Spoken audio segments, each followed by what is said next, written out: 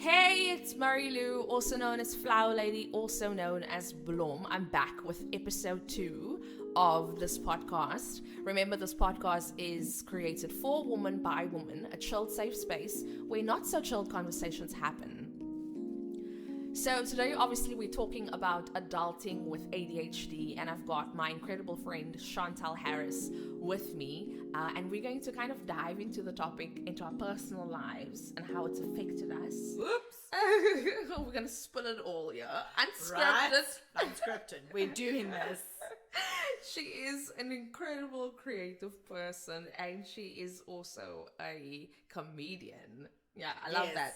That's a new founding that we found that out recently. Yeah, no, it's about my 20th job.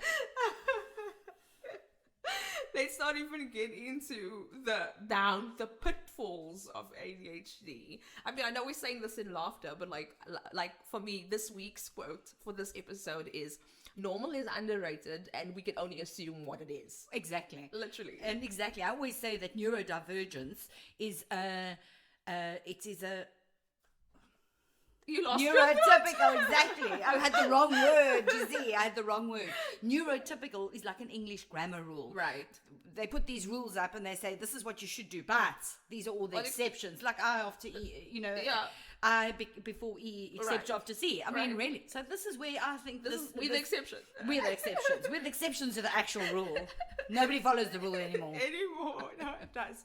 So see, the thing is, obviously, we've got a bit of an age gap between the two of us, and so Really? I know, right? Like, it's so crazy how we are friends. Yes. I think it's kind of crazy. But we share very similar traits. And I think that's where we connect. We connect in our creativity. Like, just a side note, Chantal has been part of, like, a Colored Girl, which is an incredible brainchild of my little ADHD brain. Right. And which is the magic. That's why I'm when I think about the definition of ADHD, which is, can you tell us what the definition is? Attention deficit hyperactivity disorder. Yeah. I've got a problem with the disorder part, because for me, I'm like, yeah, Right. it is kind of disorderly. I understand in terms of our actions and stuff, but I think it's a kind of magic. Yeah, well, exactly. And I think people are changing their thinking around it, because back in the day when all these kids were unmanageable, typically boys were unmanageable, and we wanted to control everything. People were saying, oh, this is a disorder. There's something wrong with this kid. Right. Instead of just now, we call it divergent and whatever. So we're changing the way we talk about these things. Yes, and also the internal narrative that we have about it. Exactly. And I find it so strange that, like, obviously a lot of women now, because we're focusing on our self-care and our getting right with ourselves and our well-being. That it doesn't mean that it didn't exist then. Exactly. It existed then, but the studies were done on the boys. Because the boys obviously display that hyperactivity, the disruptive kind of behavior. Yeah. Girls are taught to mask from a very young age. Be a good girl, do what you're told, listen to your parents, listen to and the girls that were outliers and that were different were actually often diagnosed with even more severe mental illnesses, to say, okay, well, they need to be institutionalized or give them a hysterectomy to calm them down and stuff like that. Whereas we are now learning that it's just part of us, and how do we live with us, and it comes with so many benefits. Yeah. And maybe some disadvantages. But Let's- I mean, I can't see the disadvantages. Never see We don't them. focus on them disadvantages. We make them work for us. Right, exactly. I actually just thinking about, I just watched a clip from Mayo Clinic, right? And they were talking about the fact that obviously these studies were done on boys, and how now recently they've discovered that obviously women are being diagnosed at a late age. Were you like, how did you identify that you had ADHD? Like, Well, of course it was TikTok. I gotta love that. TikTok tells us so much about ourselves that we never knew before, Like, anyway. So, but, my whole life there was this, like, there's something wrong, but you can't put your finger on what is wrong. Yeah. It wasn't so severe that I wanted to murder my family with an axe. Right. But I was always late, or I couldn't focus, or I job hopped. Right. Those were the obvious things for me. Right. So my whole life I was going, What's wrong? Yeah. What's off? Wrong? What's Yeah. off? So it was only really just before 2020, I was sitting with my daughter's counselor, actually. And we were just having a catch up over coffee, and she said to me, and this is a professional in the field that works in the field. And she said to me, I think you've got ADHD, Chantal. Yeah. And I was like, of course I haven't got ADHD. What a ridiculous thing. Who's ever said anything like that? So I was like, okay, cool. And then it was all the TikTok did play. You could then see the different signs. I mean, you're self-diagnosed. I'm self-diagnosed. I'm like... But no, actually, I was diagnosed by a doctor on TikTok. And actually, I should have an honorary doctorate now. I'm joking, because these are my lived experiences. Right. So I would not advocate that anybody decides that what I've said is going to apply to them 100%. So please note that these are just the opinions and experiences of our lives. Exactly. Yes. Exactly. So with my situation, it was more a case of, I mean, I hyper-focused. So in my ADHD lifespan, in terms of like primary school, high school, I hyper-focused on tasks, which always made me top 3, top 10, top 5. In high school as well. Wow. Because my mom made me play piano from a young age, and that helped me with the discipline of, you know, just cultivating a level of discipline, because you know what we do, we thought bounce. We have all of these different thoughts that pop in and out of our minds. We never complete tasks. Unless we really focus on getting it done, like hyper focus on getting it done. It's not as easy as what it is for other people, right? And so some of these things are, for instance, I mean, I've had 9-to-5s that I've been fired from. You know, I don't know if you resonate with that. 100%. In actual fact, but I, because I'm so much older, I was employed in an era where there were no black people in our environment working the jobs that we did. So it was predominantly white. And I often think back to those days. If there'd been more competition, I would definitely have been fired from a job. There just wasn't enough competition to get rid of me. Because the other thing is, when you're good, you are good. Right. You know, you really sort of excel. Right. And people look at you and they hold you to quite a high standard. And then you've got to maintain that standard. And then it's like, wow. Yeah, what are we going to do now? Right. You know, and the other thing about it is that the findings is that people that have ADHD actually are extremely creative people. So what I find is that when I was being diagnosed with it, I found that when I was in an environment that required me to be more sit down, structured, I didn't function as well. I could do the job, but also my level of perfectionism ruined my time frame of reaching the target, versus being in a creative space where I'm in studio. I can write, I can sing. The level of impulsivity is a beautiful thing that comes to the fore. So I think like it just cultivating a level of awareness, and then making that work for you. You know, making the quote unquote the bad traits of ADHD work for you, is that I don't need medication when I'm in my art form. I love that. You know, I love that so much, because it speaks to the whole idea of being in flow, and then anything actually goes and you contribute to it. So you're not bound by any rules. Exactly. Or you've got to work. You've got to meet these kind of criteria in terms of, this is your 9-to-5 job. Right. These are your working hours. Yeah, but what happens if I want to have a nap in the middle of the day? Exactly. Right. Where's a couch? There's no couch. No sleeping on the job. Let me just quickly even tell you. So when I had this job, right, my break times were my nap time. So I'd find a little corner in the office space, and I just literally conk out, and just for that entire hour, just like rest, because mentally we're so busy. Even if we're not physically busy, we're so busy that we exhaust ourselves. Exactly. To the point of, you know, so I want to ask, let's jump into this part.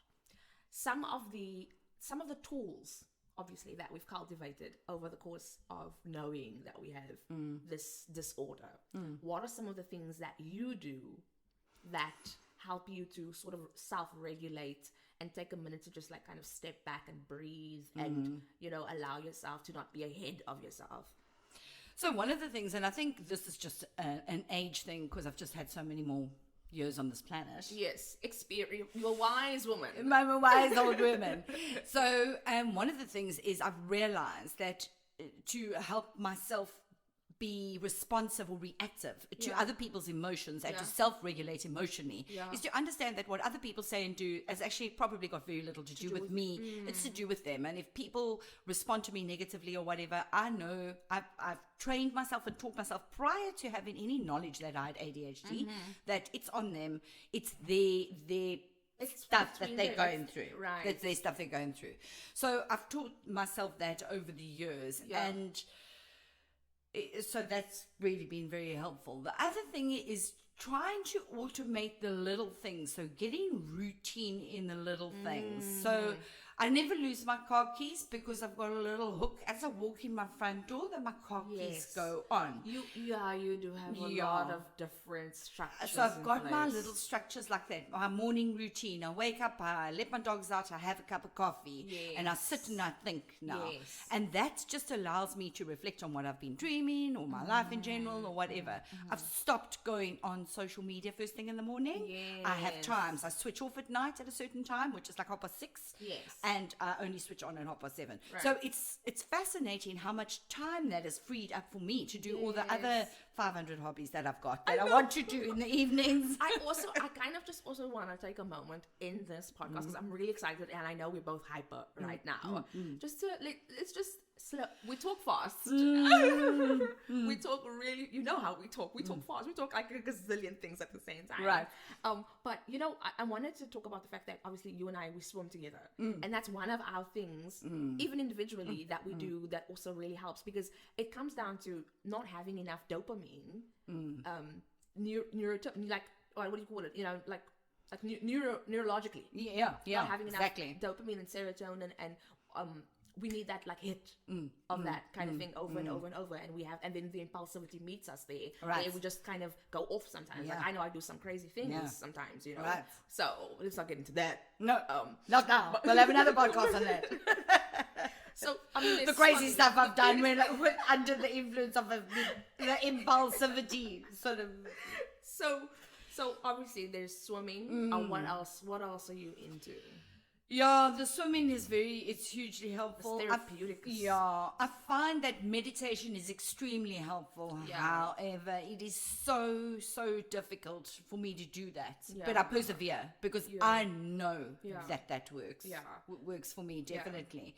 The other thing is making sure I eat regular meals. Nutrition. I just make sure I eat regularly because I know what happens when I'm suddenly hungry and I've forgotten to eat, which doesn't happen really often. I don't think that happens because I mean we've spent a lot of time together and you are very we eat we eat good stuff. We have to. So do try and do that. I could be doing more in terms of exercise because I know getting outdoors and into nature and sitting under a tree. But you do a lot of that, Shan. I try. One of the other things is I do a monthly social media detox. Totally. Okay. So I take 3 days over new moon. And if it's over the weekend, it's most helpful. If it's not over the weekend, I just do the weekend before or after. Because, that's my job. I'm always on social media. Exactly. So I do a total detox. In actual fact, I delete the apps off my phone. That's insane. That's extreme. Yeah, no, and then I've got to, hope that I remember that the passwords are still there. Sometimes they save them. Facebook's got this bloody thing you've got to now go to another device and say it is me signing in. I know. Yes, man, it's me. I know. Guys. I know. So I think some of the things that I get into is even just with being not well right now, I've kind of narrowed down what I'm going to focus on because I've got if I could tell you bookshelves of to-do lists. Right. Problematic. So problematic. I've got 4 different notebooks. No, I know you do. 4 different with things. Different colors, with different this, with different that. You've got they're for different reasons. On your, and I mean that's fantastic. I mean it's just being aware of the things that you're going to miss, and so you'll overwrite them so that you can remember. But I think for me now, I've cultivated a sense of really being quiet also in the morning and trying to just be prayerful and meditative and try to sort of even, I mean, I'm failing at this right now, but the night before, just working out what is it that I want to achieve the next day, even if it's as little as possible. That is hugely helpful for me. Like, exactly. Planning my next day. Or planning my week is good on a Sunday evening, but also then every day say, okay, these are going to be my priorities tomorrow. If I can't do the other 50 things, these are the 3 things I have to do. Exactly. And that's, I mean, I've seen that with you. Shan, obviously, a lot of people can't be diagnosed, and some of them will kind of see some of the stuff that we've been chatting about here and identified in their own lives, and some of them are functional enough to actually continue like carrying on. For some it's not that severe. I think for my diagnosis it was more of highly functional, because I think a lot of people think I achieve a lot of things. Yes, I do, because I put my hand at like 10 things and I survive at like the 3 or the 4, you know, and that seems like I'm progressing, but I'm hard on myself because I don't get to get the other things done. And so the issue of like taking drugs, medicating, right? And I've tried medicating on like medically, you know, the scientific drugs. Yeah. And I find that it is so, I hate being so robotic. Yeah. I hate that feeling of just, it seems like I'm literally just, I'm not me.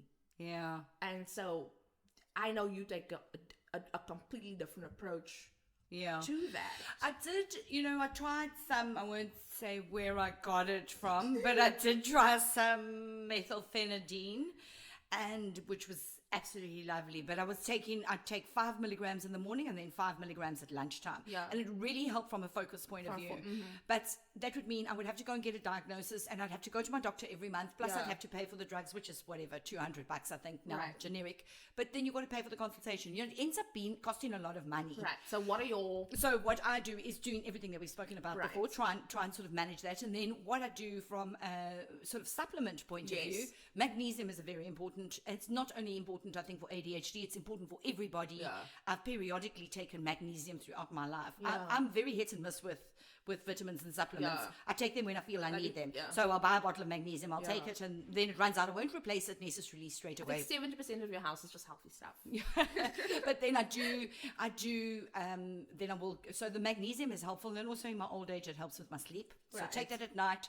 I do try and take my vitamin C's and zinc just simply for a immune kind of a thing, to keep my body functioning properly, because if our physical body's not functioning properly, our mind's never going to function properly. Right. So do that.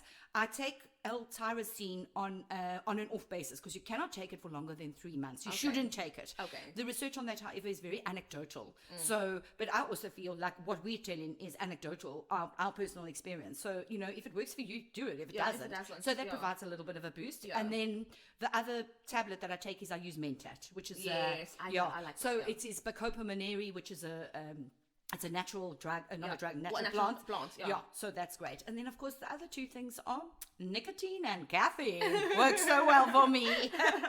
And unfortunately, I cannot do with those 2. I mean, I also got to just put a disclaimer. Please consult your doctor for any of the advice. Absolutely. Today. Chantal, obviously we live with people.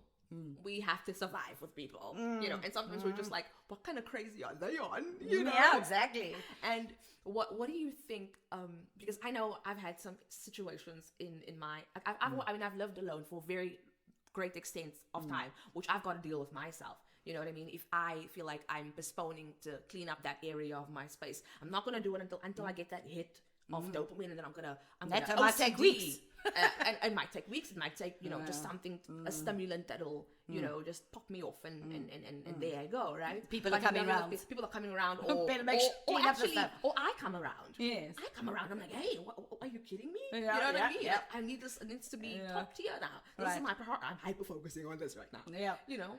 But we live with people, and I think my experience with just being ill and being home and all of that is, my mom has said to me, I didn't know that it was ADHD. I just thought you were just like that. Right. You know? Yeah.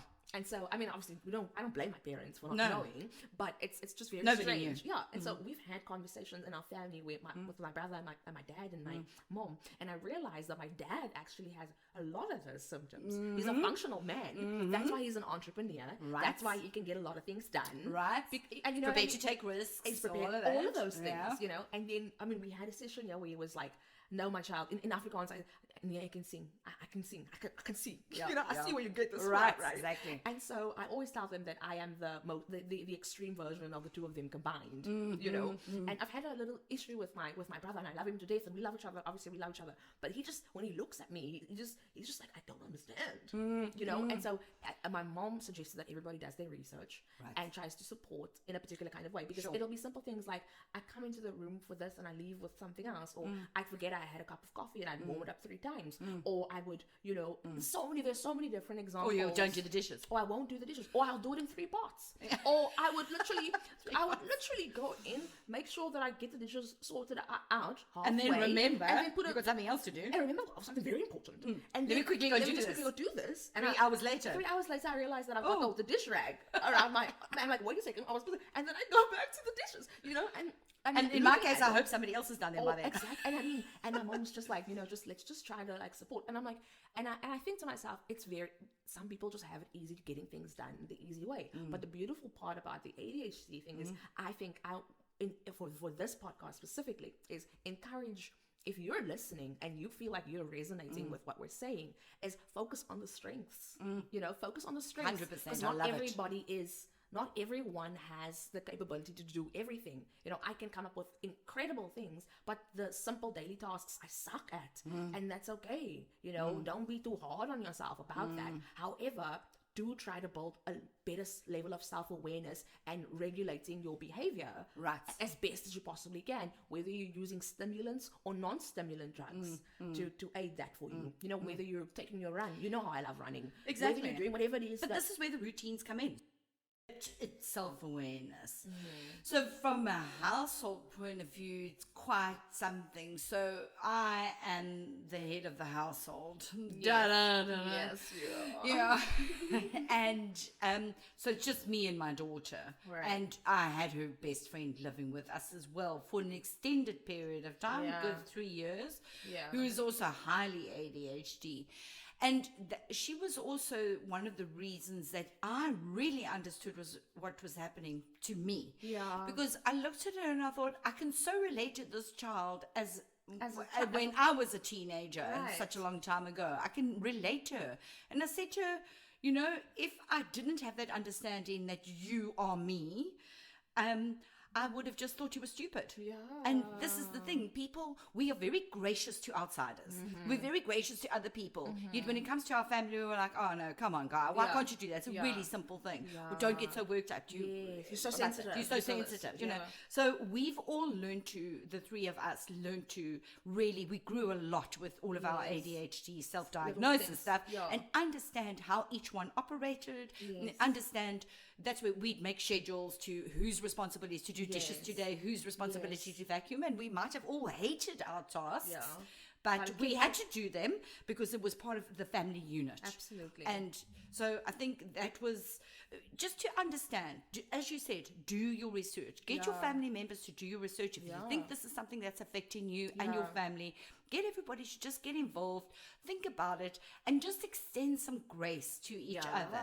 After all, you may feel that you've been forced into the situation in a family you don't want to be in because everybody around you is not pulling their weight. But these are the people that love you most in the world. Nobody else is ever going to love you as much. Exactly. And so, quick one. In terms of obviously feeling a sense of success, lack of success, like with this ADHD thing, I mean, I'll start.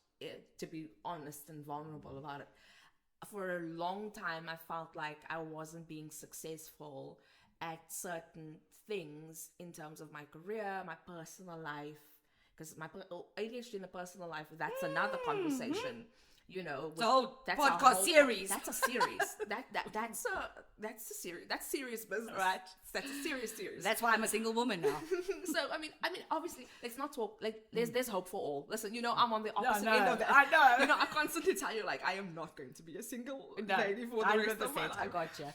But I mean, just feeling the lack of success, man, because I think we're really hard on ourselves, and when we miss something, that's where, you know, when you are ambitious, but you do have this ADHD thing. And I think I've only recently made peace with the fact that I'm successful.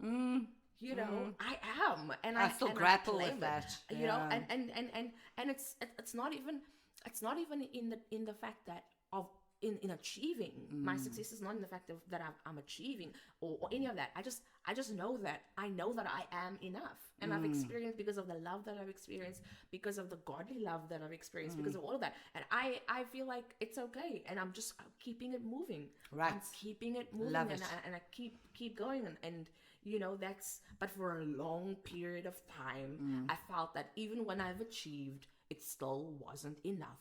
It's still, because I still had this thing of like this, you know, this heaviness of like this, why am I so hyper? Why am I so sad? Why am I switching moods? Why am I, you know? And when you come to accept that that's how it is, and you learn to work with it, and you know it's a passing emotion, then, you know, and I look at you though, and I'm like, you're so active, and you're so empathetic, and you're so I find you confident, and for the fact that you're doing comedy, you know, and or just all of the things that you do, I'm like, you've got so much energy for days, and I love that about you, because you're constantly working it, you know. And so I want to know, in terms of like the level of success, do you feel it? Because we know you are.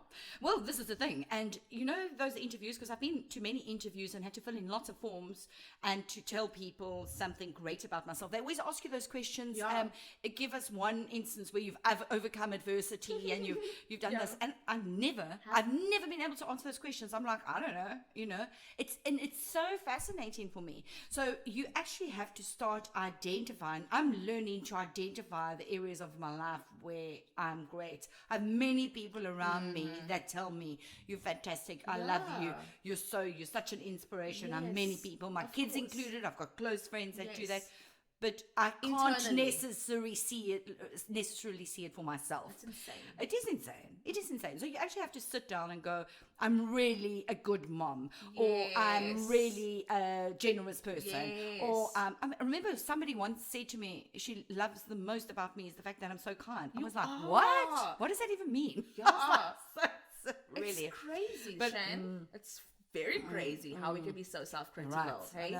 And I think it probably comes from a place where you just constantly see the failing parts, and you harp on that so much that you forget to look at the good things that you do have. So well, we could talk hours about this. We can honestly talk hours about this, but I just want to get into the next section of it. So let's get into the part where we say in other news.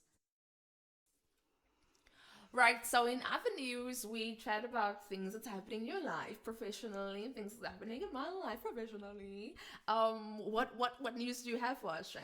Yeah, well, so comedy is a new thing for me. I started stand-up comedy last year, and apparently I can call myself a professional comedian because people have actually paid me to do comedy. Yes, they have. So this year I'm working on a couple of things. I've got a big project going on microaggressions. That's a long game. It's a collaborative comedy writing project that I'm busy with. I am also going to sort of launch, I don't know what it is. I'm having a launch for whatever it is. Oh my God. On the 5th of March.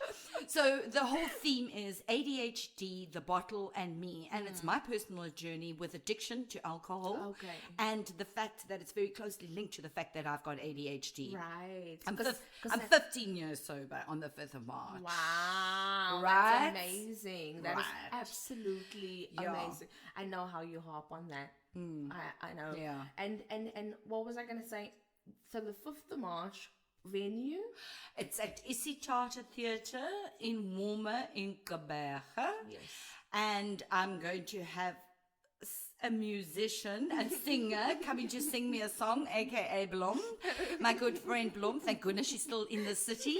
I'm going to have some other entertainment. I've got a super MC lined up. Another one of my comedian female friends is going to be doing a little appearance, and I'm going to have James van der Merwe doing a little bit of a saxophone light music. But you're very good at making sure that things come together, Shan. That's one thing I need to tell you. You're really good at communicating with people and connecting with people. You know, I'm so naturally collaborative, and I always used to question myself as to whether I was collaborative for personal gain, which I obviously am. Yes, I am collaborative for personal gain. But connection is. But I love it. I love that African. It's an African proverb. It says, if you want to go fast, go alone. If you want to go far, go together. And I'm for let's get together. Yeah. Who else is in this with me? Who's going to do it with me? I mean, who can I take with me? I'm so excited for your show. I can't wait for that to happen. I think people, if you are in the GQ, get the tickets. It's going to be a laugh. Yeah. So it's ADHD, The Bottle and Me on Quicket. On Quicket. Yes. Love that for you. Can't wait for the show.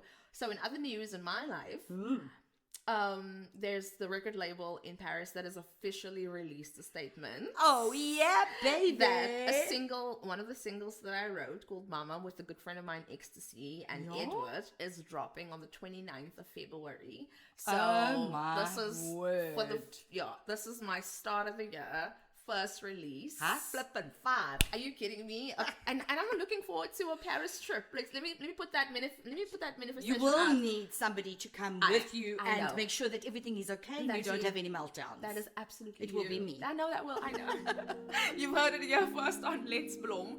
Thank you so much for joining us for this episode. I just also want to say that it was such a great time to have you here. I know we can chat constantly about this. But if you have anything, if you have had any experiences, if you feel like you have any of these symptoms, or if you feel like you're living with someone that is, I would love to hear from you what you have to say. Send us a voice note. And until I see you, well, in fact, I feel like I see you while I'm chatting to you. Until I talk to you in the next episode, like I always say, stay kind to your mind, stay soft with yourself. Bye-bye for now.